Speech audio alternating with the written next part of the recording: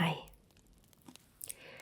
For tonight, I thought I'd read you one of Andersen's fairy tales as a bedtime story.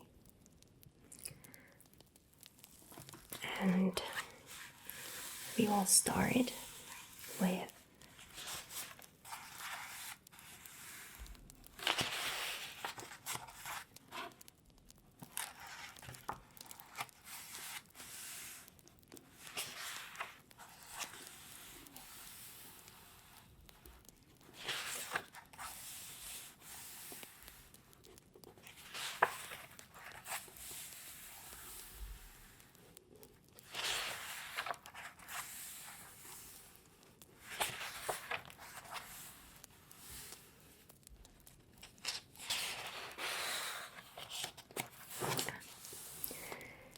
The Empress' New Clothes.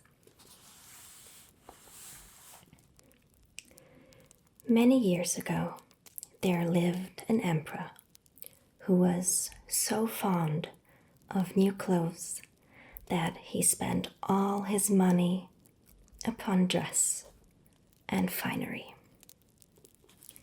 He cared not a straw for his soldiers, nor for going to the theater or driving in the park. All he really cared about was showing his new clothes. He had a coat for every hour of the day. The great city where he lived was a very pleasant place. Many strangers visited it every day. And one day, 2 rogues arrived who said they were weavers and pretended they knew how to weave the most beautiful cloth. Not only were the colors and patterns unusually fine, they said, but the cloth was so delicate that nobody who was either unfit for his office or stupid could see them. They would indeed be valuable clothes, thought the emperor. By wearing them, I could find out which of my ministers are unfit for their positions, and I could tell the wise from the stupid. Yes, some of that cloth must be woven for me at once. And he gave the 2 rogues a lot of money in advance so that they might begin their work. So they set up 2 looms and pretended they were working. But there was really nothing at all upon the looms. Very soon, they asked for the finest silk and the purest gold thread, which they put carefully away and worked on with the empty looms till late into the night. I should like to know how the clothes are getting on, thought the emperor. But really and truly, he felt a little uneasy when he remembered that the stupid and the unfit would not be able to see the cloth. He fancied, indeed, that he had no need to be anxious on his own account, but he thought it would be safer to send someone else first to see how things went. Every person throughout the city had heard of the wonderful new cloth, and all were eager to see how foolish or stupid their neighbors were. I will send my worthy old minister to the weavers, thought the emperor. He can best see what the cloth looks like, for he is a man of brains, and none is fitter for his office than he. So the able old minister went into the room where the two rogues sat working at the empty looms. Mercy on us, thought he, and opened his eyes very wide. I can't see anything. But he took very good care not to say so. The two rogues begged him to draw nearer and asked him if the pattern was not a pretty one and the colors very beautiful. Then they pointed at the empty looms, and the poor old minister opened his eyes wider and wider, but he could see nothing, for there was nothing to see. Good gracious, thought he. I am not stupid, surely.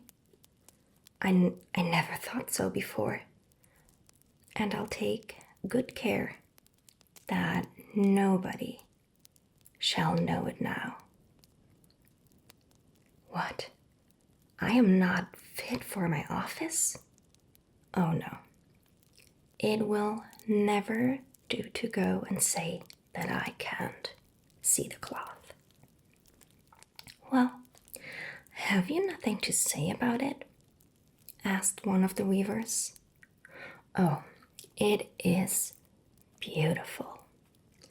The most lovely thing in the world, said the old minister, and he took out his spectacles.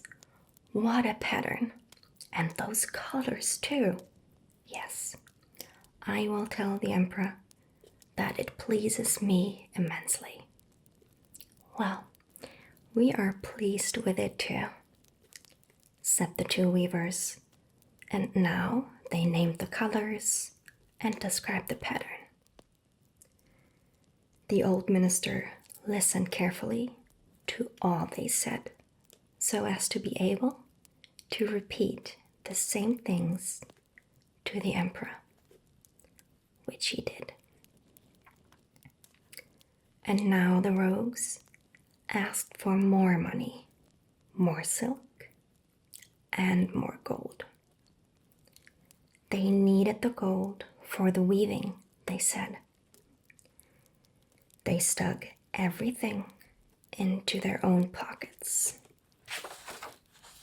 Not so much as a thread passed over the looms, but they kept on as before, weaving upon the empty looms. In a short time, the emperor sent another very bright officer to see how the weaving was getting on, and if the cloth was nearly ready. He looked and looked, but there was nothing there but the empty loom. A pretty piece of cloth, isn't it? Said the two rogues, and pretended to point out the pretty patterns, of which there was really nothing. Surely I am not stupid, thought the man. Not fit for my position? A pretty joke, I must say. But I must not let it be noticed. So he praised the cloth he did not see, and praised them for the beautiful colors and the lovely patterns. Yes, it is perfectly enchanting, said he to the emperor. Soon all the people in the town were talking of the splendid cloth. And now the emperor had a mind to see the cloth himself while it was still on the loom. With a host of the great folk of his realm, among whom were the 2 able officers who had been there before, he went to the 2 crafty rogues who were now working with all their might, but without a stitch or thread. "Now, is it not magnificent?" said the 2 officers. "Will your majesty notice what patterns, what colors are there?" And they pointed at the empty looms, taking it for granted that the others could see the cloth. "Why, what is this?" thought the emperor. "I don't see anything. How horrible. Am I stupid then? Am I unfit to be emperor? That would be the most frightful thing that could happen to me." "Oh, it is very fine," said he aloud. "It has my most gracious approval." And he nodded his head and gazed at the empty loom. He would not say that he could not see anything. His whole suite stared and stared. They could make no more of it than the rest, but they repeated after the emperor, "Oh, it is very fine," and advised him to wear clothes made of this new and gorgeous cloth for the first time at the grand procession which was about to take place. "It is magnificent, elegant, excellent," went from mouth to mouth. Everybody seemed so mightily pleased with the cloth that the emperor gave each of the rogues a ribbon and a cross to wear, and conferred on them the title of weavers to the imperial court. On the eve of the procession, the rogues sat up all night and had more than 16 candles lit. The people could see that they were busy getting ready the empress' new clothes. They pretended to take the cloth from the loom. They clipped the air with large scissors and sewed with needles without thread, and at last declared, "There, the clothes are now quite ready." The emperor, with his principal lords, then came himself, and the rogues raised their arms as if they were holding up something and said, "Look, here are the hose, and here is the coat, and here the mantle. They are as light as gossamer." They continued, "You would fancy you had nothing on at all, but that is just the beauty of the cloth." "Of course," said all the gentlemen in waiting, but they could see nothing, for there was nothing to see. "And now, if your imperial majesty will most graciously have your clothes taken off," said the rose. "We will put on the new ones for your majesty. In front of the large mirror, please."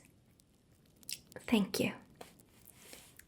So the emperor's clothes were taken off, and the rose pretended to give him the newly made ones piece by piece.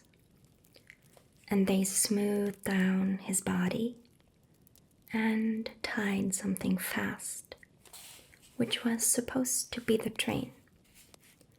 And the emperor turned and twisted himself in front of the mirror.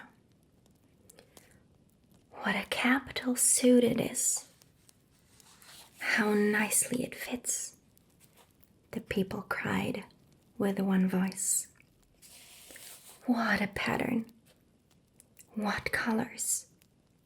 It is a splendid dress." "The canopy, which is to be borne over your majesty in the procession, is waiting outside," the master of the ceremonies announced. "All right," said the emperor. "I am quite ready. Do my clothes fit well?" He turned himself once more before the mirror to make believe that he was now taking a general look at his splendor. The gentlemen in waiting, who had to bear his train, fumbled with their hands along the floor as if they were taking the train up. And as they went along, they held their hands in the air, for they dared not let it be supposed that they saw nothing. And thus the emperor marched in the procession beneath the beautiful canopy, and everyone in the streets and in the windows said, "Gracious, how perfect the emperor's new clothes are! What a beautiful train! How splendidly everything fits!" No one would have it supposed that he saw nothing, for then he would certainly have been unfit for his post, or very, very stupid. None of the emperor's clothes had been so successful as these. "Why, he has nothing on," cried a little kid. "Listen to the voice of innocence," said the father. For everyone was whispering to his neighbor what the child had said. "He has nothing on. There is a little child here who says he has nothing on." "He really has nothing on," at length cried the whole crowd.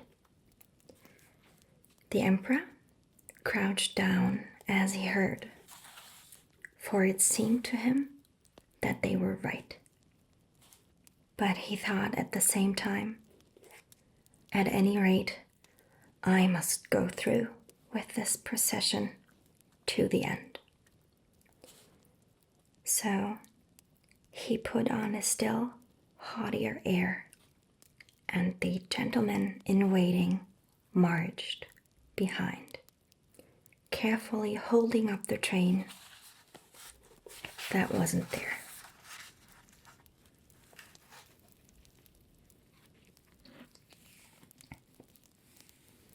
And this was the first one. I hope you liked it. Sleep well.